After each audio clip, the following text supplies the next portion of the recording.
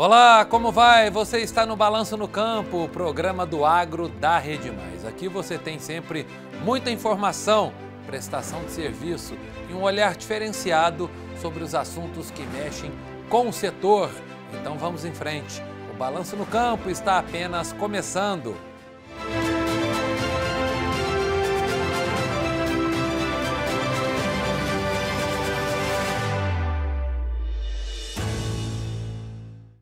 Nós começamos esta edição falando de café. O Conselho dos Exportadores de Café do Brasil, Secafé, divulgou o relatório mensal estatístico com a atualização dos embarques do produto em maio de 2025, nos primeiros 5 meses deste ano e também no acumulado dos 11 meses da safra 2024-2025. Vamos ver o resultado. No mês que nós exportamos 2,96 milhões de sacas, uma queda de 33% em relação ao mesmo mês do ano passado. E nós tivemos receitas cambiais muito expressivas, recordes de 1,24 bilhão de dólares, crescendo 21%, e 7 bi de reais, crescendo 34%. Isso se deve ao preço médio de 419 dólares por saca, crescendo 82% em relação ao mesmo mês do ano passado. Uma estrutura de mercado, auge da entre-safra da safra 24, safra 25 ganhando tração, principalmente para os canéforas, observando ali uma pressão muito grande em cima dos estoques e inclusive estoques de café certificados na Bolsa, com certa retração. E nós olhamos também o ano safra, que é de julho do ano anterior a 30 de junho do ano corrente. Portanto, falta um mês para a gente completar esse ano safra. Temos ele, então, parcial de julho do ano passado a maio desse ano. Exportamos cerca de 43 milhões de sacas, uma queda de apenas 2%. Isso porque em 2024 tivemos exportações recordes e nós tivemos uma entre-safra muito difícil em 2025. É importante lembrar que em janeiro exportamos 4 milhões de sacas, em fevereiro 3,4 milhões de sacas, depois em abril 3,1 e agora em maio 2,96, praticamente 3 milhões de sacas. Então, obviamente, estamos no auge da entre-safra de 2024.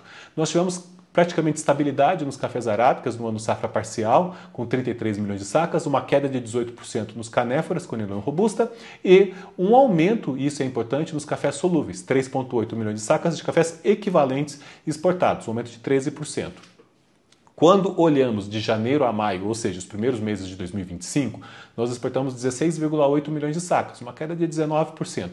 Mas tivemos receitas cambiais recorde, 6,48 bilhões de dólares, crescendo 44%, e 37,6 bilhões de reais, crescendo 67%. Isso porque em todos esses meses de 2025 nós tivemos um preço médio do café de 386 dólares por saca, 79% superior ao mesmo período do ano passado.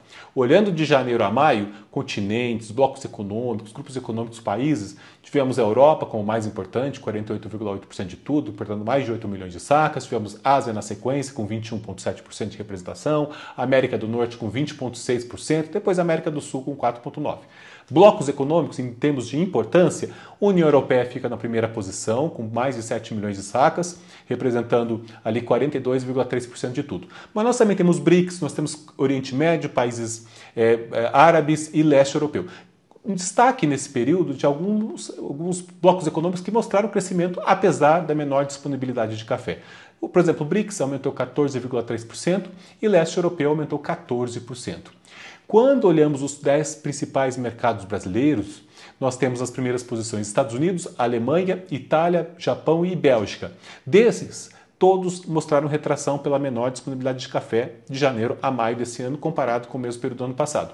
Japão, na quarta posição, apresentou um crescimento de 10,6%. Isso é muito expressivo. Quando vamos da sexta posição para a 10ª posição, nós temos Turquia, Países Baixos, Rússia, Espanha e Coreia do Sul. Desses, muitos crescimentos, apesar da menor disponibilidade de café. Por exemplo, a Turquia cresceu 11,7%, nós tivemos na 8ª posição Rússia crescendo 48%, e Rússia já vem mostrando esse perfil muito importante, e na última posição, na 10ª posição, a Coreia do Sul com 9,8% de crescimento. Destaque também para os países produtores que compraram cafés do Brasil, Colômbia na primeira posição, México na segunda posição, Vietnã na terceira posição e Indonésia na quarta posição. O Porto de Santos representou 80,8% de todos os nossos embarques. E mais uma informação que também é importante, consta nos nossos relatórios, são os cafés diferenciados, que são os cafés que apresentam qualidade superior e selos e normas de sustentabilidade e boas práticas. Exportamos 3,7 milhões de sacas nesse período, que representou 25% de todas as exportações em valor, o que representa 1,6 bilhão de dólares. Nós tivemos um preço médio de 440 dólares por saca, e isso representou um ágio de cerca de 16% em relação aos nossos naturais médios, que foram de 380 dólares por saca. Informações importantes que, claro, eu destaco, sempre trazem o panorama mais real possível do que está acontecendo no que diz respeito às exportações brasileiras de café. E agora eu destaco mais um trecho da entrevista do presidente do Sistema FAENG-Senar, Antônio De Salvo, que esteve no estúdio da Rádio 98 News em Belo Horizonte. Ele foi perguntado sobre a inadimplência da população rural brasileira, que no último trimestre de 2024, segundo dados do Serasa Experian, se manteve estável em 7,6%. Além disso, comentou sobre a taxa de juros e a disparidade entre o lucro do produtor do agronegócio. Vamos ver. O agronegócio tem crescido. Nos Estados Unidos, os estudos mais recentes, para cada 100 dólares do agronegócio, 93 fica com o negócio e 7 fica com o agro. Então, essa falsa impressão do que com o crescimento do agrobusiness, do agronegócio, o produtor rural está rico. Pelo contrário, nós temos mais concorrência, mais gente produzindo, consequentemente, mais dificuldade e menor margem de lucro. Com menor margem de lucro, com juros mais altos, tem uma contramão e vai dar uma trombada negativa para o produtor rural. Sim. Porque você tem que se tecnificar, você tem que trazer mais tecnologia, você tem que fazer escala. E aí, imagino, nós mineiros, que quase 90% somos pequenos, como é que a gente faz escala numa restrição de área, numa restrição de tamanho de propriedade? As RJs, no ano passado, o Plano Safra do ano passado, quase todas as rubricas que foram emprestadas para nós, produtores rurais, já tinham 2 dígitos. 10,5, 11,5, 12,5. Então a gente está vindo... E isso já foi uma sinalização negativa. Subindo agora para a próxima 15, mais negativo será. Isso impacta o quê? Isso impacta numa não super safra para 2026-27. Uma não super safra 2026-27, que seja super safra de soja, que as pessoas não compreendem. O que eu tenho a ver? Não come soja. Come sim, um pouquinho de óleo de soja você come, depois você pode comer eventualmente um porco, um frango, uma picanha, tudo isso tem soja. E assim vai para milho, para as outras coisas que a gente acha que são commodities de exportação. E aí vale lembrar que a gente exporta, porque não temos indústria para esmagar aqui. Porque se tivéssemos, para beneficiar nós podíamos exportar o produto com valor agregado maior. Então a gente exporta e ter mais porque, rentabilidade, naturalmente. infelizmente, a indústria, pela circunstância do Brasil, não consegue ter competitividade aqui. Então a gente exporta o grão in natura. Poderíamos exportar o óleo, o farelo, o frango, o porco, a carne, o leite, o queijo, outras coisas com valores agregados. Isso aí agrega 3, 4, 5 vezes o valor. Mas uma coisa é tranquila.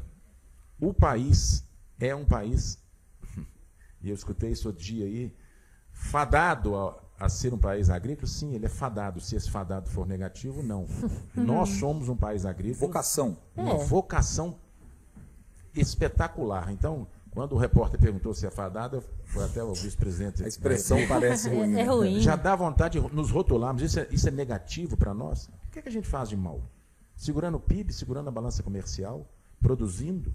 O que nós precisamos é ser mais bem compreendidos. E uma vinda como essa aqui, conversar com vocês, é importante para que a gente vá quebrando um pouquinho os paradigmas negativos de que destruímos o cerrado para plantar soja. Não é verdade. Cerrado é uma vegetação cansada, milenar, das mais velhas que existe no mundo. Solo ácido, solo que não produz nada. Passou a produzir eucalipto, passou a produzir soja, passou a produzir milho, algodão, com tecnologia, pecuária, com tecnologia, com inovação, com empregabilidade, com renda e com melhoria de vida. Inclusive, sustentavelmente, porque ele retém mais água, ele melhora o solo.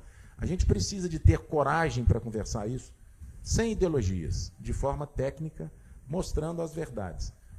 O brasileiro e o mineiro já faz isso bem, mas o brasileiro poderia fazer isso ainda melhor, é ter orgulho desse produtor rural, que eles são os heróis. Em alguns países aí, vizinhos nossos mais para cima, mais evoluídos, os agricultores são cowboys, são gente que o povo gosta deles. Deveria acontecer isso no Brasil. Tá aí mais um trecho da entrevista do Antônio De Salvo com uma visão muito ampla, a visão de quem conhece do assunto, fala com propriedade e conhece principalmente a realidade do produtor. No nosso próximo programa inédito, a gente traz o terceiro e último trecho da entrevista do presidente do sistema FAENG-Senar, à Rádio 98 News.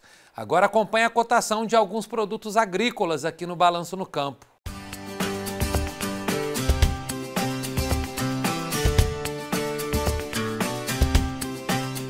A saca do milho foi vendida entre R$ 58,00 e R$ 67,70.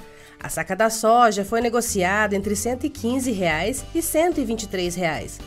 O feijão carioca foi negociado a R$ 232,52 a saca. O litro do leite foi vendido a R$ 3,27. E a arroba do boi foi vendida entre R$ 280,00 e R$ 289,00. O Balanço no Campo vai para o intervalo rapidinho. Daqui a pouco eu volto com mais notícias do agronegócio para você. Não saia daí.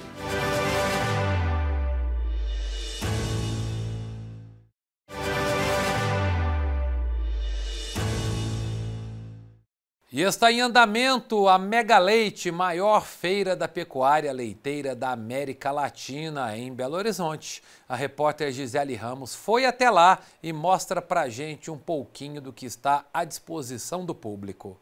Enquanto umas descansam, outras se alimentam. Os produtores acompanham tudo de perto.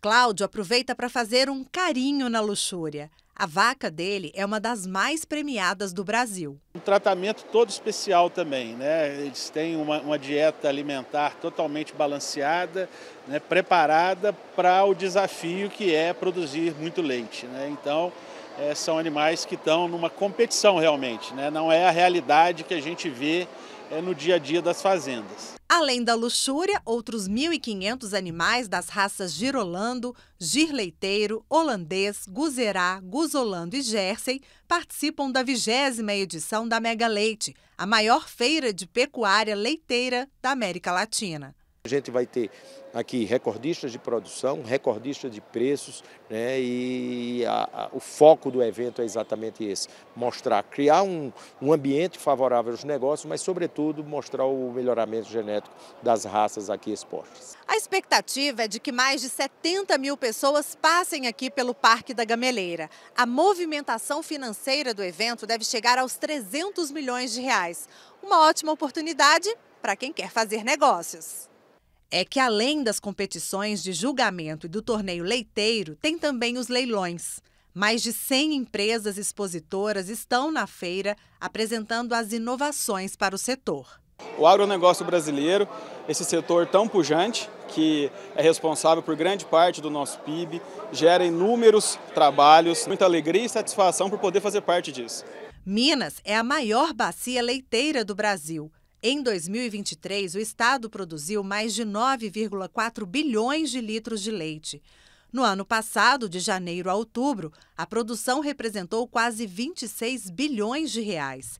É o segundo produto mais importante da agropecuária mineira em termos de valor, atrás apenas do café. Se você pegar a evolução nesses últimos 20 anos, nós saímos aí de 24 bilhões de litros para 35 bilhões de litros de leite produzido. A produtividade média também cresceu muito, né? Mas ainda tem muito espaço para o crescimento. Então o leite é uma atividade não só economicamente muito importante para Minas e para o Brasil, mas também pela questão social. Com foco no mercado internacional, o Ministério da Agricultura e Pecuária vai apresentar durante o evento as oportunidades de exportação de material genético bovino, especialmente do gado de leite. Belo Horizonte é a capital do leite, mas até sábado torna a capital internacional do leite, né? Já que esse é o maior evento da América Latina de pecuária leiteira. Então, até sábado, muita competição, torneio leiteiro, encontros técnicos, palestras, cursos, mas, sobretudo, valorização do produtor do leite, da cadeia produtiva do leite, que é tão importante para o Brasil.